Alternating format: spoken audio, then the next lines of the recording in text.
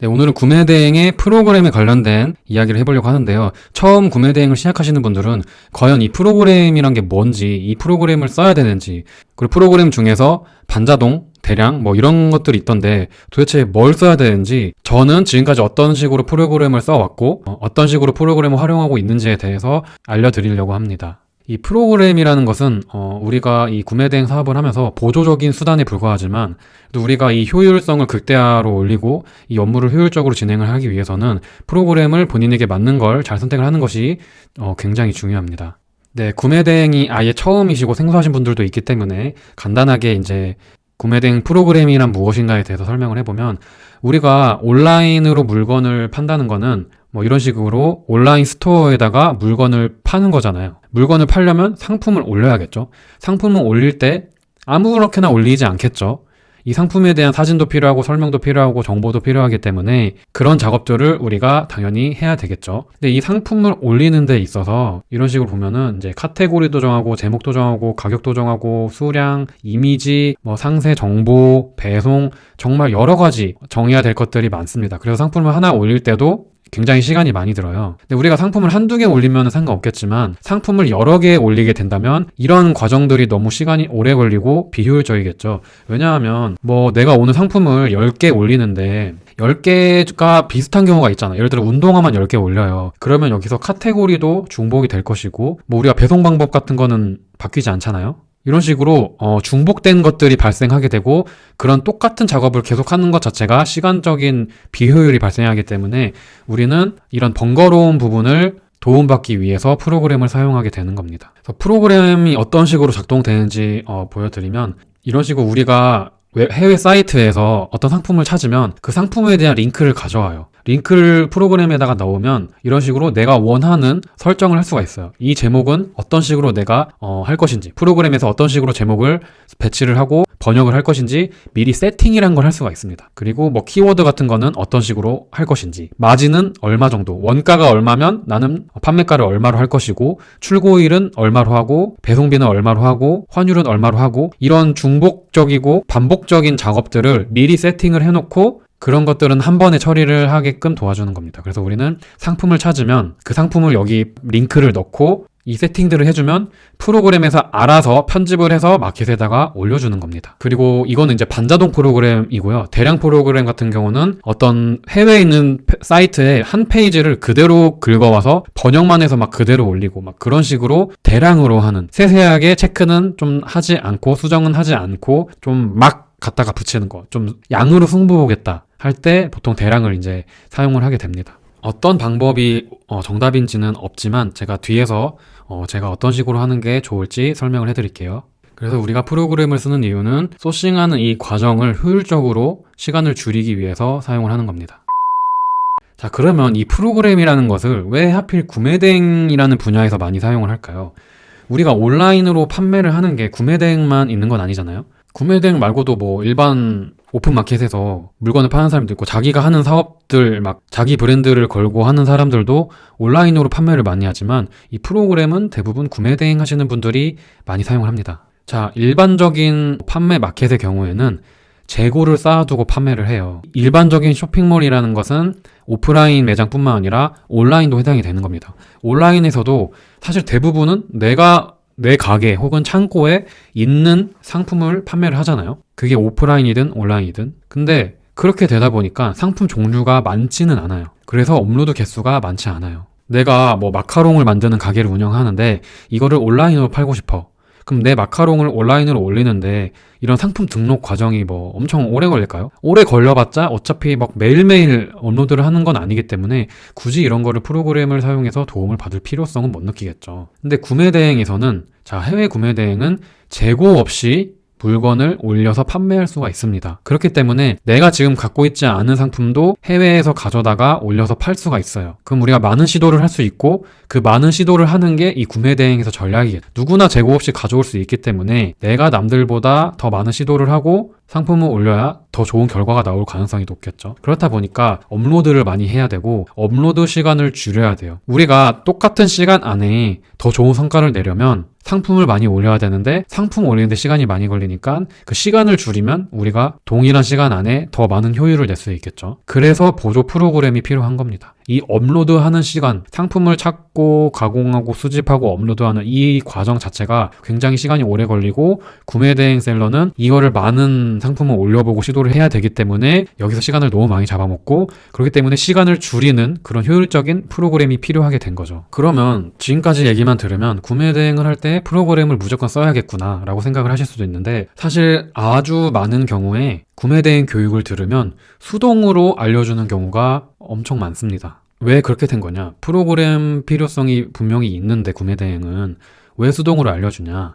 자, 수동으로 하는 거는 양보다 질로 가는 방식이에요. 그러니까 프로그램으로 하다 보면은 불리한 점이 뭐냐면 상품 하나하나에 대한 가공을 좀 더 정확하게 하기가 어렵겠죠. 그리고 마켓에서도 수동으로 세세하게 하나하나 수정해서 올린 거를 더 높게 쳐줍니다. 그래서 우리가 마켓 노출에도 좀 더 유리할 수 있고요. 아무래도 하나의 공을 들이기 때문에 전환율이나 상세 페이지 같은 것도 더 잘 만들어질 것이고 고객의 구입 전환율도 더 높아지겠죠. 그런 방식을 추구하는 방식이고요. 왜 양에서 질로 가냐면 어쨌든 구매 대행도 많은 상품을 시도를 하긴 해야 되지만 결국에는 하다 보면은 이게 노하우가 생길 거 아니에요? 처음 하는 그대로 무조건 다 올리지는 않을 거 아니에요. 하다 보면은 상품 보는 눈이 생기고 스킬도 생기고 그러다 보니까 내가 적은 상품을 투자를 해도 물건이 잘 팔리게 되는 그런 실력이 생기게 되는 건데 그런 실력이 생기게 되면은 이제 양으로 프로그램을 올리는 것보다 내가 하나하나 가져와서 잘 다듬어서 이 상품을 내보내는 게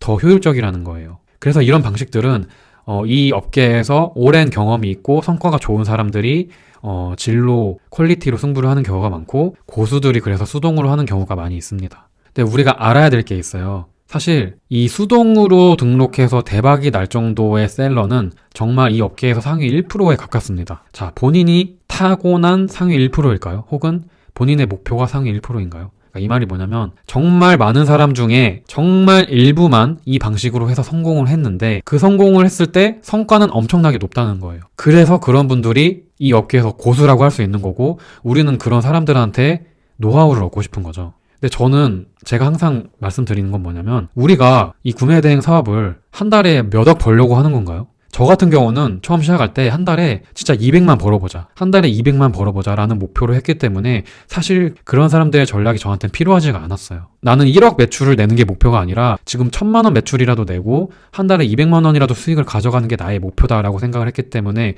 그거에 맞는 방식은 아니라고 생각을 했습니다. 구매 대행뿐만 아니라 모든 일이 마찬가지겠지만 누구나 본인의 방식을 정답이라고 믿어요. 저도 지금 수동이 저한테는 맞지 않다. 중국보다는 미국이나 일본 같은 브랜드 구매 대행이 맞다라고 계속 이 채널에서 말씀을 드리는데 그거는 사실 저한테 맞는 정답이었던 거예요. 그러니까 제가 말씀드리고 싶은 건 여러 가지 방법이 있고 그 방법을 알려주는 사람이 있는데 그 누구의 말도 정답은 아니에요.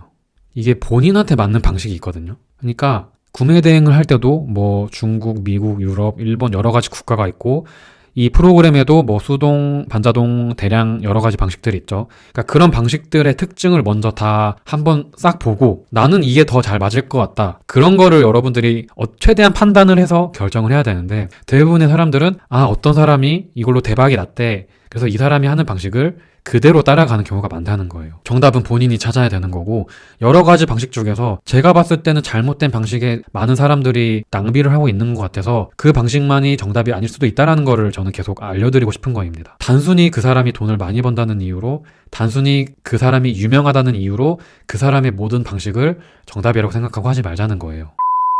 제가 수동 방식을 추천하지 않는 이유는 누군가는 맞을 수도 있겠죠. 근데 그거는 주관적일 수 있는데 사실 이 수동 방식이라는 것 자체로 성과를 내는 거는 객관적으로 봐도 어려운 방식은 맞아요. 근데 왜 수동을 알려주냐면 나중에 멀리 봤을 때 이 방식으로 나아가는 게 더 큰 성공을 할 수 있기 때문에 그 방식으로 가는 거라고 저는 보거든요. 근데 저는 애초에 목표가 잘못됐다라고 지금 생각을 하는 거예요. 목표를 처음부터 높게 잡기 때문에 그쪽으로 가는 거다. 일단 처음에는 수익을 내보고 나중에 그런 높은 수익을 내는 방식을 배워도 늦지 않을까 하는 게 저의 생각입니다. 자, 수동으로 실패하는 과정을 말씀을 드리면 대부분은 유사합니다. 일단 업로드 속도가 느리죠. 하나하나 올리는 게 어렵기 때문에 하루에 30개도 올리기가 어려워요. 그리고 이게 시간의 문제가 아니라 너무 지겹기 때문에 30개 올리고 끝나는 경우가 많아요. 그러니까 조금씩 올리니까 당연히 반응도 느리고, 반응이 느리니까 견디지 못하고 포기를 하는 거예요. 자, 그러면 상품을 많이 올리면 반응이 빠르냐? 물론 무조건 많이 올린다고 반응이 빠른 건 아닌데, 제가 봤을 때 초보자 단계에서는 상품 하나에 공을 들여서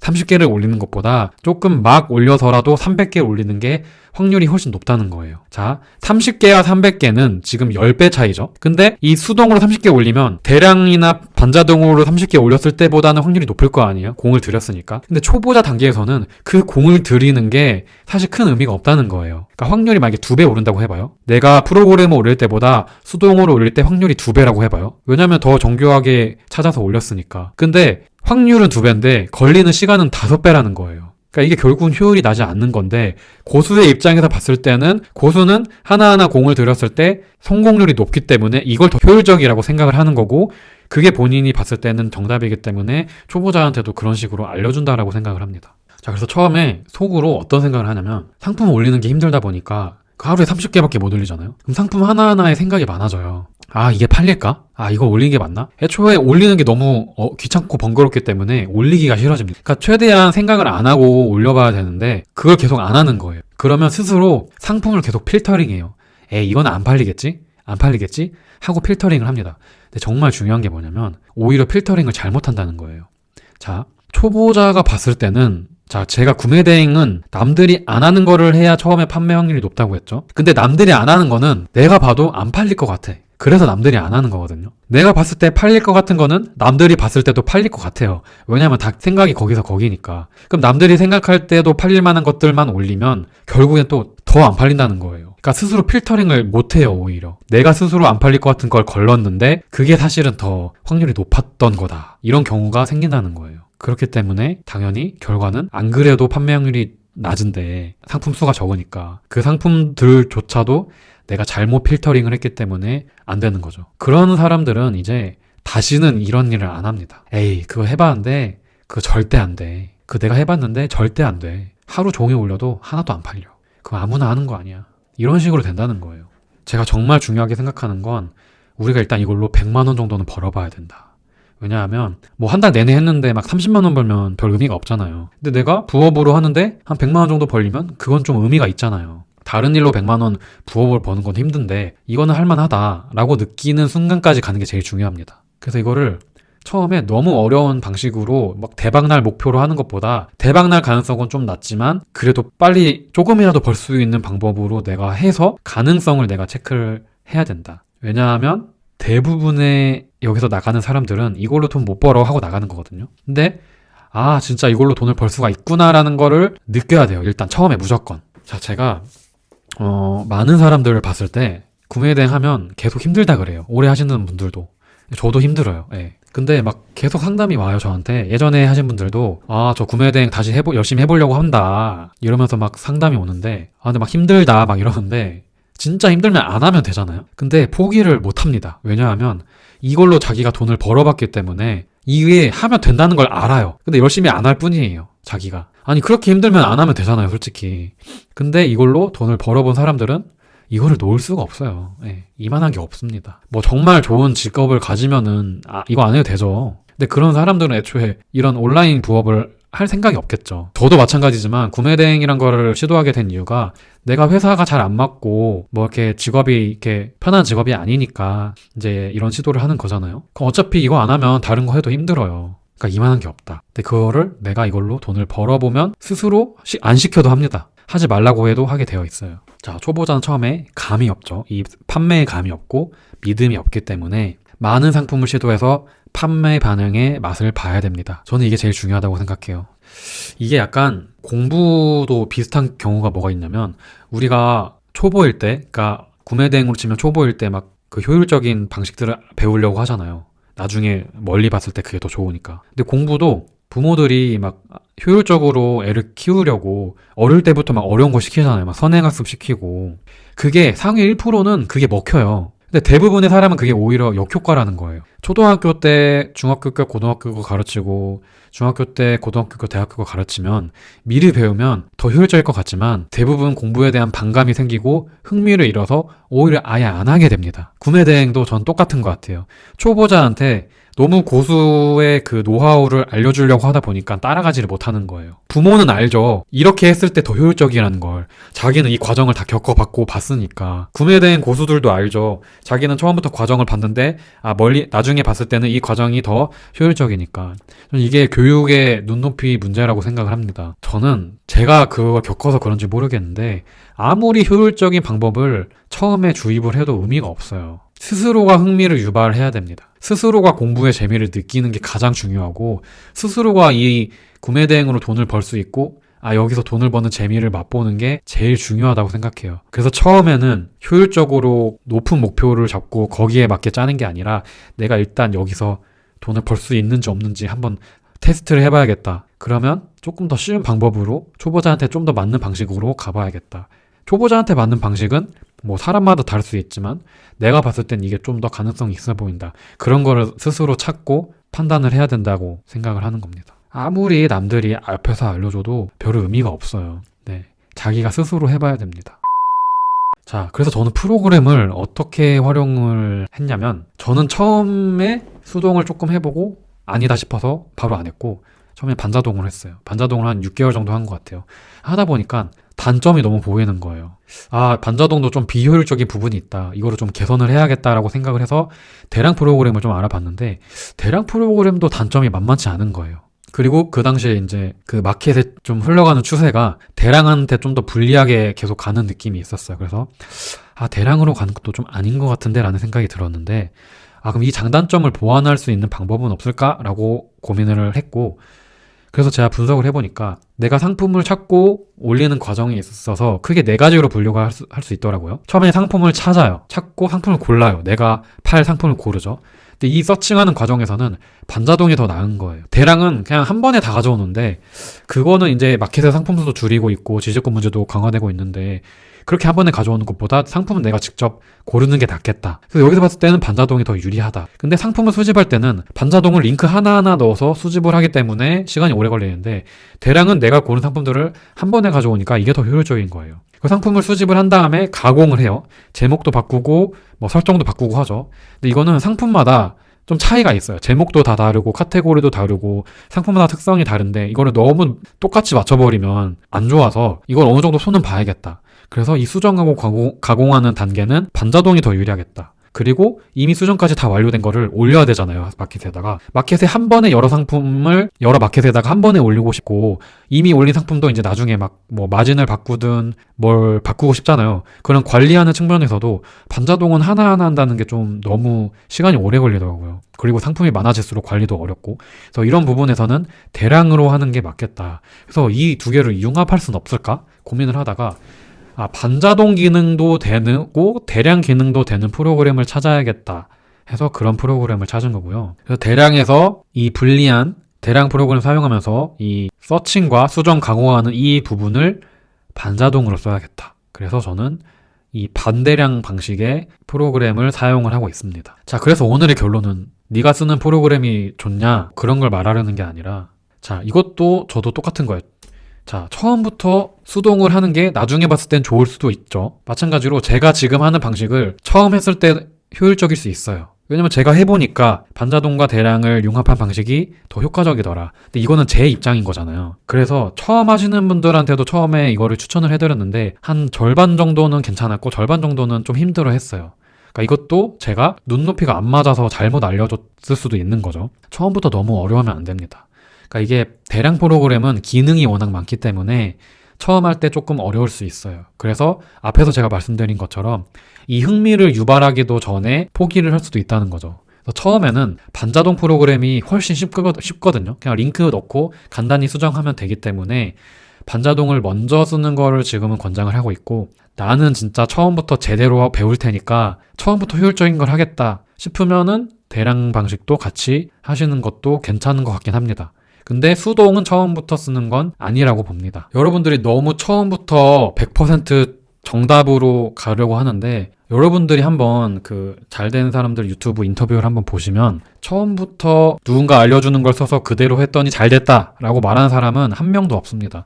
다 자기가 이것도 해보고 저것도 해보고 시행착오를 겪어보면서 찾은 거기 때문에 제가 오늘 말씀드리고 싶은 건 수동이 잘못됐으니 대량을 써라 이게 아니라 누군가가 수동을 하라고 했다고 무조건 수동으로 하지 말고 누군가가 대량으로 하라고 했다고 무조건 대량으로 하지 말고 수동, 반자동, 대량 조금씩 다 특성을 보고 가능하면 경험도 해보고 미국, 중국, 일본, 유럽 뭐 이런 것도 있고 구매 대행 말고도 뭐 다른 위탁 판매라든지 막 그런 여러 가지 방법들도 있고요. 더 멀리 보면은 온라인으로 돈을 버는 게 과연 나한테 잘 맞을까? 그냥 밖에 나가서 현장에서 일하는 게 나한테 맞을까? 뭐 이런 여러 가지 선택할 사항들이 있는데 거기서 나의 성향을 보고 내가 어떤 방식으로 했을 때 잘 맞을까?